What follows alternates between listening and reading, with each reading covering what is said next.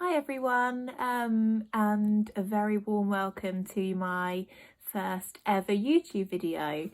I hadn't planned on my first video being on this subject or something quite so deep, but with it being Mental Health Awareness Week, well, today's the last day, so I'm just getting in there. I thought it would be a good time and really important to sit down and talk to you a little bit about my story and what I have been through and what I'm going through. So just a little bit about me. I am Becky. I've just turned 30 and I am a mum to two girls who are 5 and 2, almost 3. I had planned to be doing videos just about everyday life, day in the life, hauls, obviously not at the moment, and just a little bit about everything, but I thought I would start with this one. I've ummed and ahed about whether or not to film it. I've been going back and forth for ages about whether or not to do it, and I've decided to just go for it. I knew I would regret it if I didn't, and even if it just helps one person out there, then it's worked, and it's all been worth it. So yeah, that's a little bit about me. I'm really sorry. I obviously wasn't planning on doing this. I haven't even brushed my hair today. I haven't got any makeup on and I look a complete mess. I'm literally just sitting on my bedroom floor. But yeah, I just wanted to get this up in time for, as I said, Mental Health Awareness Week, which is just amazing. There's always, I feel anyway, been such a stigma attached to any type of mental health, but obviously in the last couple of years or so it has been something that's really been talked about more, and become more of just something that people are more willing and open to talk about. So I just wanted to share my story with you as well. This is something that I have not really ever spoken about before, to be honest, and not that many people even know this about me. It's not something that I've openly discussed, but as time's gone on, I found that talking about it has been absolutely the greatest healer for me, and even in the short time that I have spoken about it, and to the handful of people that I have mentioned it to, so many people have come and said to me, I've had similar things as well. I've been through similar things and I basically suffered in silence and didn't talk to anyone about it. So I just want to break that stigma. Well, I'm basically a little fish in a big pond, so I don't know how far I'll get with it, but I'm going to try my best and share my story. Anyone who knows me would think this is completely out of character for me. I'm quite a closed book. I never talk about anything, especially nothing like this. So yeah, it's really unusual for me. But yes, this is my story, and it's really hard to talk about. I thought it would be easier than this, but it's actually really hard. So yes, I have recently been diagnosed with depression. I am still currently on medication and will be for the foreseeable future.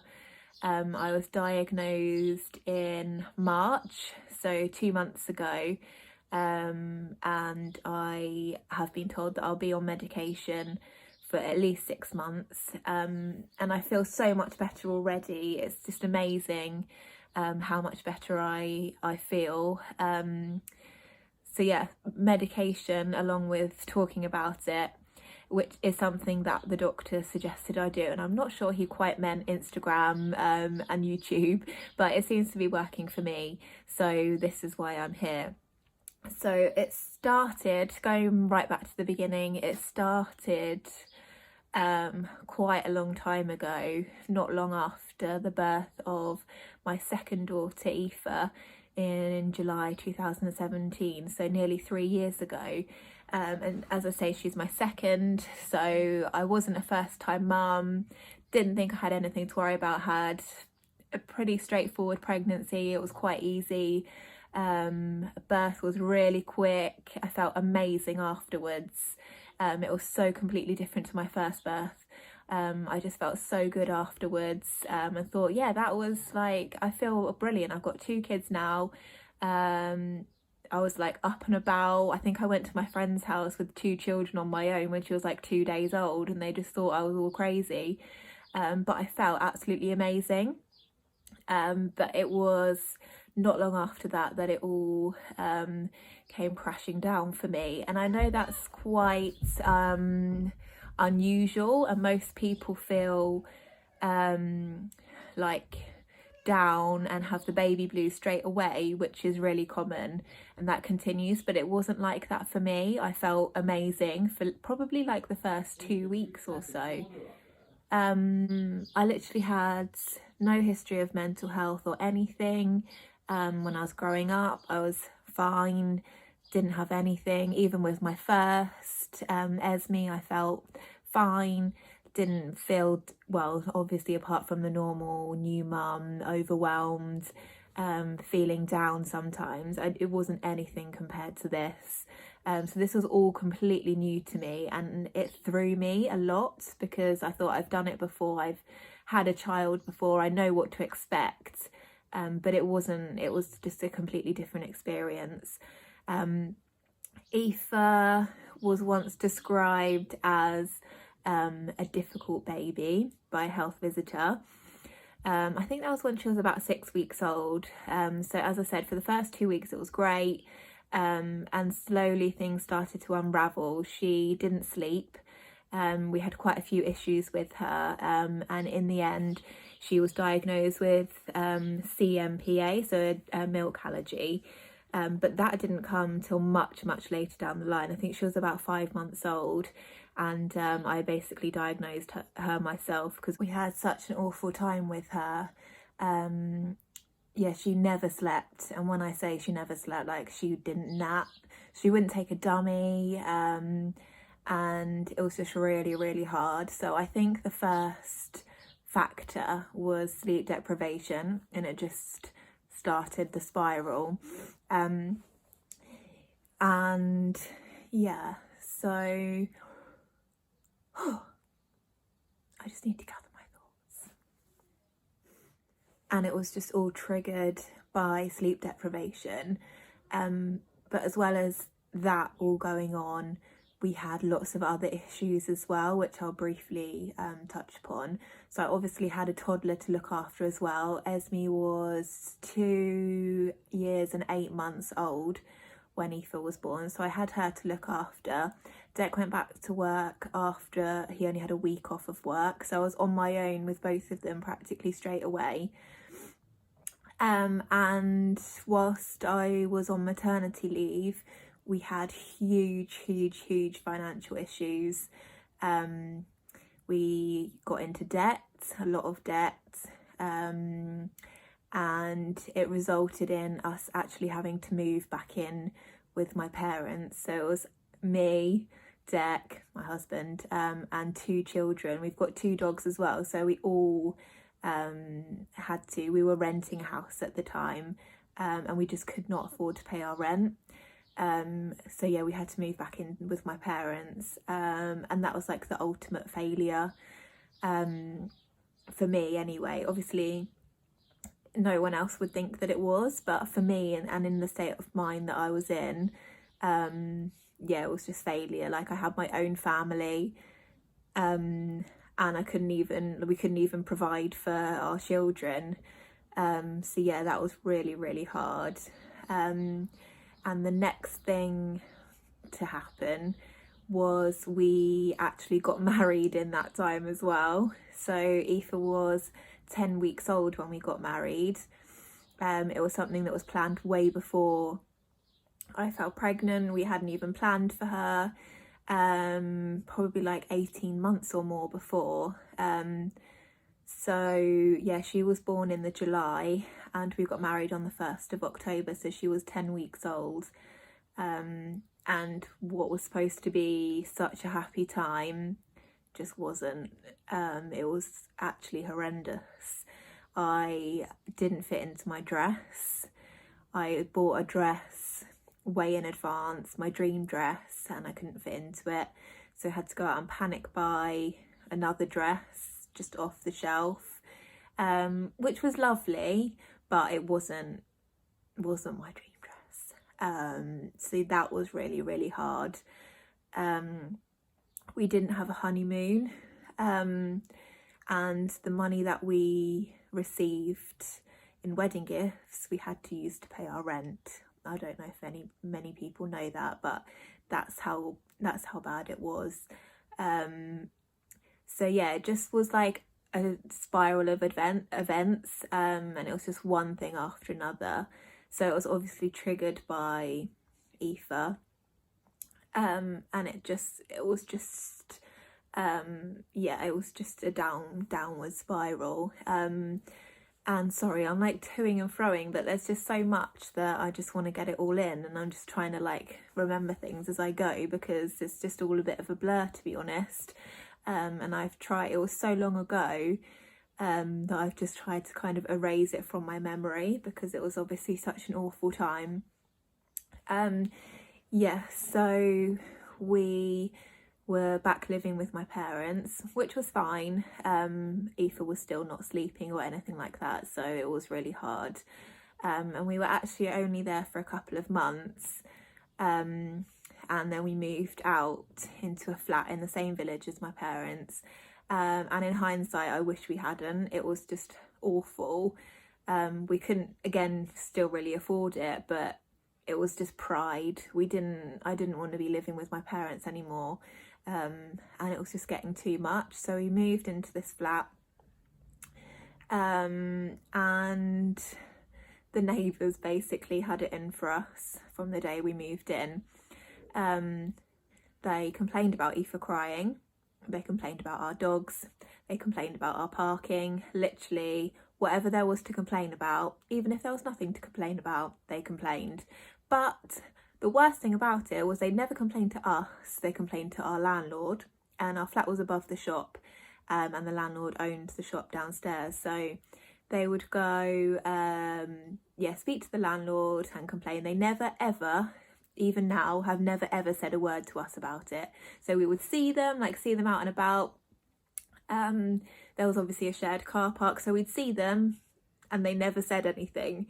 So I had all these issues going on, and yeah, it was not a nice experience. And in that time as well, I went back to work. So I went back to work only part-time, 1 day a week I think it was, when Aoife was 3 months old, because we needed the money. So having said that, throughout all of this, and this is something that I've just remembered, I actually never struggled to bond with her. Like, our bond, I had that instant rush of love, maybe because I had the first 2 weeks where it was just amazing. That obviously helped us create a strong bond, but I never once regretted having her. Well, maybe I regretted the situation, but it was never directed at her. I never struggled to bond with her. So I am really, really lucky in that respect. And even now, she's a complete mummy's girl and is clinging to me half the time.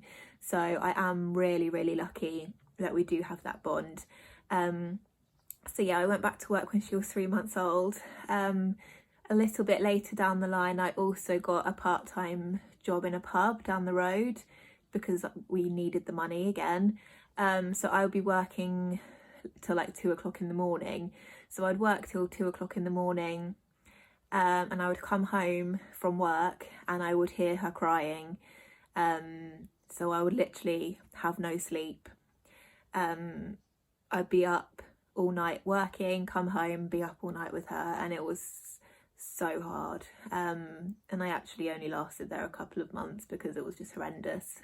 So yeah, we only lived in the flat a few months, and throughout all this time I would always think to myself, oh, I'll feel better when we move house, I'll feel better when I don't have to work at the pub and work till 2 a.m, I'll feel better when this happens, and it never did. I was always waiting for this moment to come, and it never came. And as a result of that, I was just really fixated on wanting more. I was never happy with what I had. I always wanted something else because I thought it was going to make me happy. So I don't know, say I went to the supermarket and bought some shopping, it was never enough. I'd always be wanting the next thing. I'd always need something else. I'd then need to go back to the supermarket because I saw something that someone else had and I needed to have that because I thought it was going to be the key to my ultimate happiness. And that would be all my problems solved. Obviously it wasn't, but that's how my brain was working at the time. And I would just never ever be happy with what I had.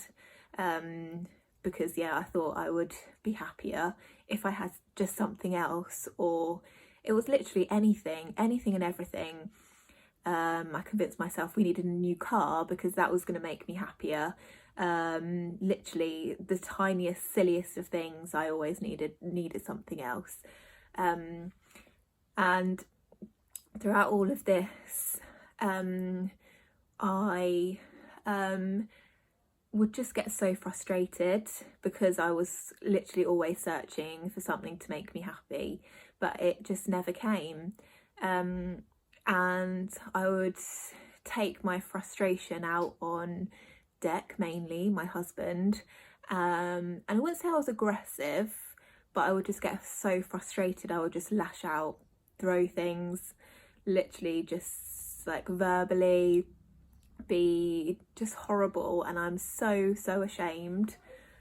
Sorry, this is really hard. I'm really ashamed of the way I behaved and the way that I treated him, because throughout all of this he was like the one person who was there for me and knew what I was going through, and constantly telling me that I needed to get help, and I just convinced myself that I didn't need it and I was fine and I could do it on my own. I was just a horrible person.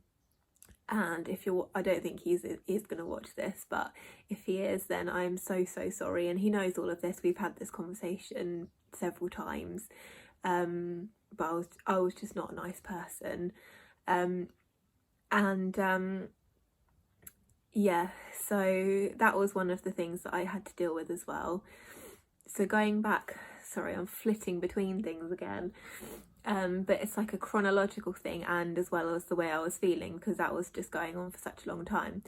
We whilst we were living in the flat from hell, we were offered a house. We privately rent, by the way. I'm not ashamed to say that. We don't own our house. We never probably will. We live in Surrey, which is in the south of England, and after London, it's probably one of the most expensive places to live. So to buy the kind of house that we need, it will cost us like 500 grand, and that's just not even remotely an option for us. So we were offered a house from my one of my best friend's parents, rent a house, and they said, look, we've got this house, our tenants are moving out and you can move in. And we were like, great, this is going to be great. And that was 2 years ago, and it was great. It still is. We still live here now. It's where we live now, and we're so grateful. So Mel, if you're watching this, sorry, a bit too much info, but yeah, if you're watching this, then thank you. You saved us, well, your parents. So we're really lucky with that. But it, again, as I very naively thought that would be the key to our happiness, we would move into this amazing house, and it is amazing, but it was not the key to my happiness. It didn't miraculously make me feel better. I would just pick the tiniest little things to find fault with, to do with the house and everything, literally anything and everything. Silly things, I can't even think of an example, but that would then trigger, I could literally feel it like burning in my brain, and I would get so angry and have one of these outbursts, and then that would just make me really upset, and I would just want to spend the day on my own, basically feeling sorry for myself, crying. I cried several times a day, every day for nearly 3 years, and I just couldn't get through the day, and I couldn't see a light at the end of the tunnel. It was just me. I just wanted to be alone. I just wanted to shut everything out and just be on my own, wallowing in my self-pity basically. So that's what I would try and do as often as I can. And obviously I was on my own with the girls in the week, so when it came to weekends, I would, if I was feeling okay, I think great, I'm feeling good, the weekend's coming up, we're all at home, we can have a lovely family weekend, getting all this stuff done, and I would set up all these expectations, and then I would just feel like a failure because I couldn't do it. And I put all this pressure on myself to have fun family days and fond memories and making all these memories, and that was partly triggered by social media.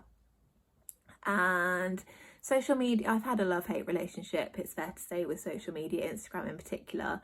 At the moment I love it, and it has been the greatest help for me, and it's like my outlet, my way to reach out to other people, but it hasn't always been like that. And in the past it just made me feel horrendous. I would see all these posts about everyone's beautiful houses, amazing lives, happiness, and I just think that's like, why aren't I feeling that? Why is that not happening for me? So that would again spiral down to making me feel horrendous again.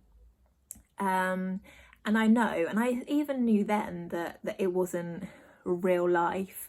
It was just everyone's best moments. I mean, it's just literally a couple of seconds clip or a photo of someone's life. It's not an accurate representation of everyone's perfect life, and I knew that, but still I just couldn't shake this thought that everyone else was perfect and had this perfect life and I didn't.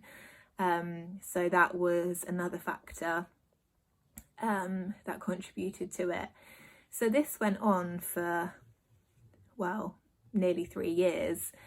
So it was obviously started with when Aoife was born, and carried on, and in this time she then did start sleeping again. Another thing that I thought would make me feel better, when she was about 18 months old, she did start sleeping through the night and she was so much better. We got a decent night's sleep and I thought, great, I'm not suffering from sleep deprivation now, I'm gonna miraculously feel better. But obviously the damage was done and I still had all these thoughts, and it didn't go away. And in this time I spoke to nobody. I think some people maybe knew that something wasn't quite right, but to most people I became really good at putting on a brave face. If we were going out with friends to like an event or anything, I was pretty good at acting as if everything was fine, even if inside I was literally dying. I just wanted to burst into tears. I did become pretty good at hiding it. And if it was something, we didn't really go out that much. So if there was like a social event or something on, we probably 9 times out of 10 we wouldn't go. And all my friends can vouch for this. I'd be invited, we both would be invited to loads, and I would use the children as an excuse. We can't go, haven't got a babysitter. Even if it was something that the kids were invited to, I just avoided it. I avoided as much as I possibly could because I just couldn't face it, which obviously made it worse as well, because again I was sitting wallowing in my own self-pity.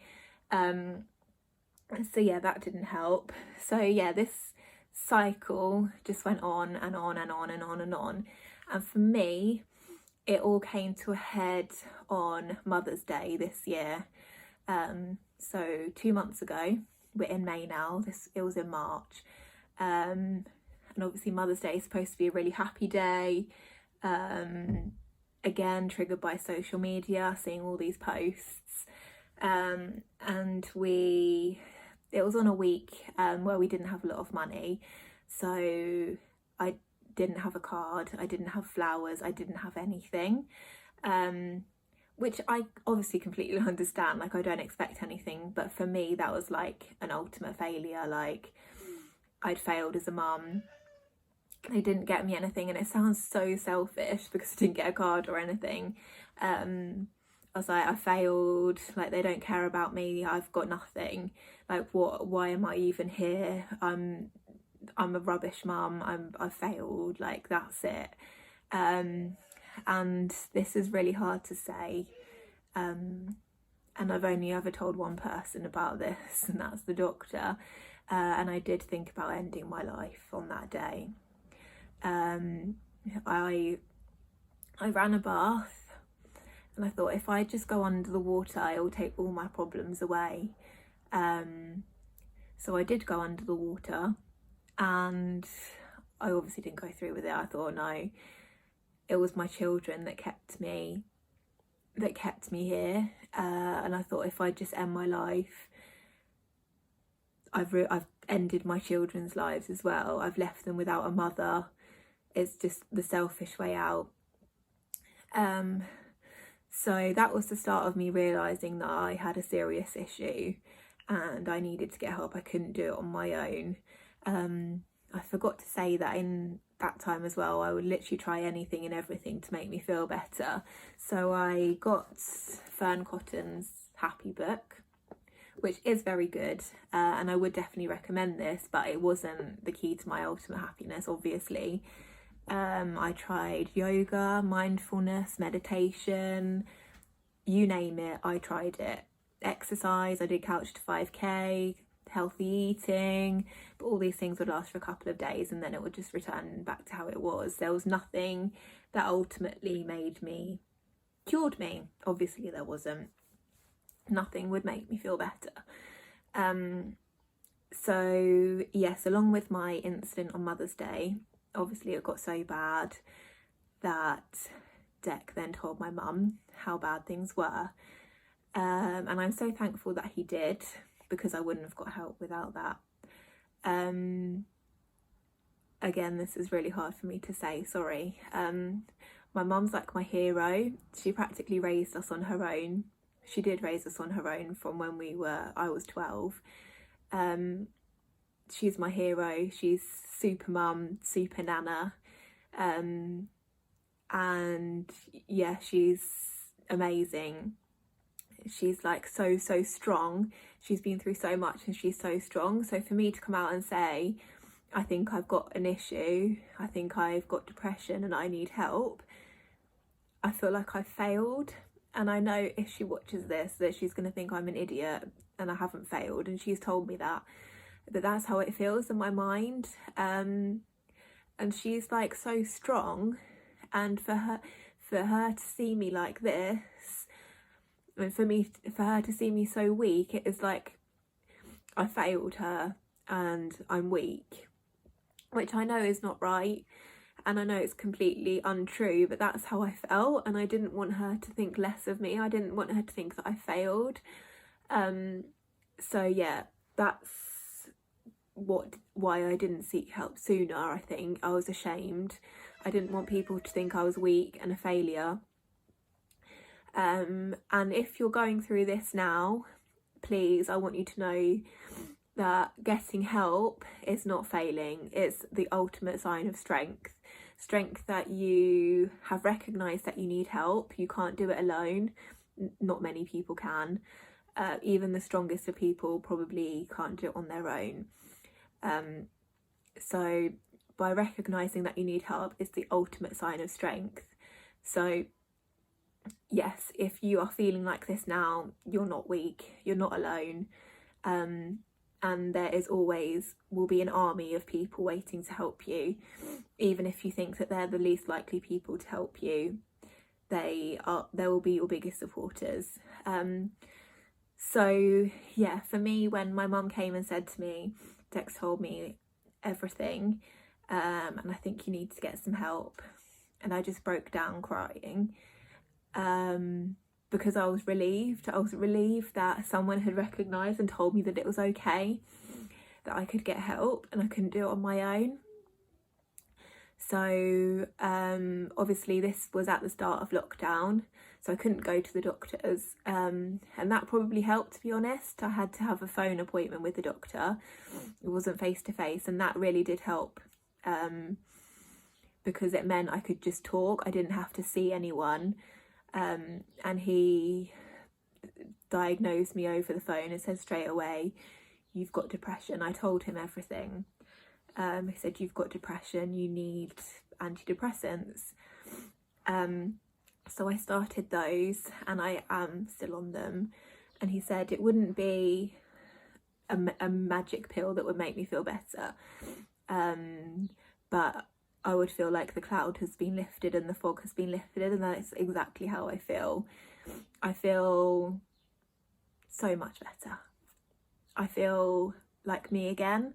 I feel like this whole time I've just been living somebody else's life, and I'm back, and like this is who I am.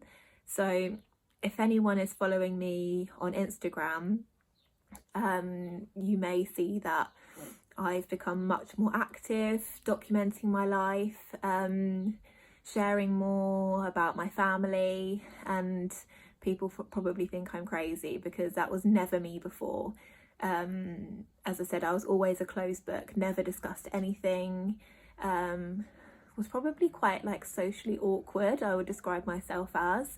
I just hated being centre of attention. I just wanted to blend into the background. But now that I am on my happy pills, I feel happy and I feel like me. And don't get me wrong, I still have my down days, but they're more like down periods. So it'll be like a couple of hours. And it was never ever as bad as it was before. I can see a light at the end of the tunnel now. Things are getting better. They have got better. And I forgot to mention throughout all this that the whole time I was feeling depressed, I was convinced that the key to my ultimate happiness was if I got divorced, and if I left Dec, or if Dec left me, then he was the issue, and that would make me feel better. And that's just, to think back now, it's just horrible, because that obviously wasn't the answer, and I'm really sorry that I ever even thought that, because I don't want to get divorced, I don't want him to leave me, but to have those thoughts back then, it was just horrible. Yes, so I am on my antidepressants, and I will be until at least September. But my fear now is how I'm going to come off of them, but obviously I'll cross that bridge when I come to it. So yes, that I guess concludes my story. If you've watched, I've realised I've been rambling on for absolutely ages, so if you've watched this, thank you from the bottom of my heart. It means the absolute world. But I just wanted to share my story, and even if it can help one person or make someone consider that they might need help, or they can resonate with it, or they're going through something, or they think they might need some help, anyone, if it can help anyone, then my ultimate advice is, the ultimate strength is asking for help. It's not a weakness, it's an absolute strength. Talking about it, I guess social media was my enemy before, and now I feel like it's my therapy, and I can't stop talking on it. Before I was so afraid, and now I've just opened the floodgates to chatting and sharing my life and sharing my story. So I apologise if you're sick of my ramblings, but now I've moved off of Instagram over to here. It's obviously here if you want to watch it. You don't, I'm not subjecting you to anything that you don't necessarily want to see. So yes, that is my story. I've seen that obviously with it being Mental Health Awareness Week, coming to the end of it, a lot of other mums and other people who have been in the same situation or similar are sharing their stories as well. So I really hope that this means that people feel like they are able to talk about it more. There's not so much of a stigma attached. It's not the elephant in the room, and it's a really real thing. And so many more people than you ever realise have suffered from it, will suffer from it, are suffering from it. And I just want you to know that you're never ever alone. There is always someone there, and there always will be someone there. So again, thank you very much for watching. I'm sorry that my first video is literally me just sat in my bedroom, messy hair, no makeup, amateur. It's on my phone, so please forgive my amateurness and the deep nature of my first video, but I just wanted to get it out there. So if you want to stick around and follow my journey and more about our life, I'm over on Instagram at the Fitzgerald 4, and I'll also be posting here. I'm aiming for twice a week, but we'll see how we go. I need to set everything up. As I said, I'm an absolute amateur, no idea what I'm doing. Google is my best friend, so I'll be on there. So yes, thank you ever so much for watching. It really does mean the world. And I'd love it if you could like this video and subscribe and stick around. I'd love to have you on my journey. Thank you. Bye.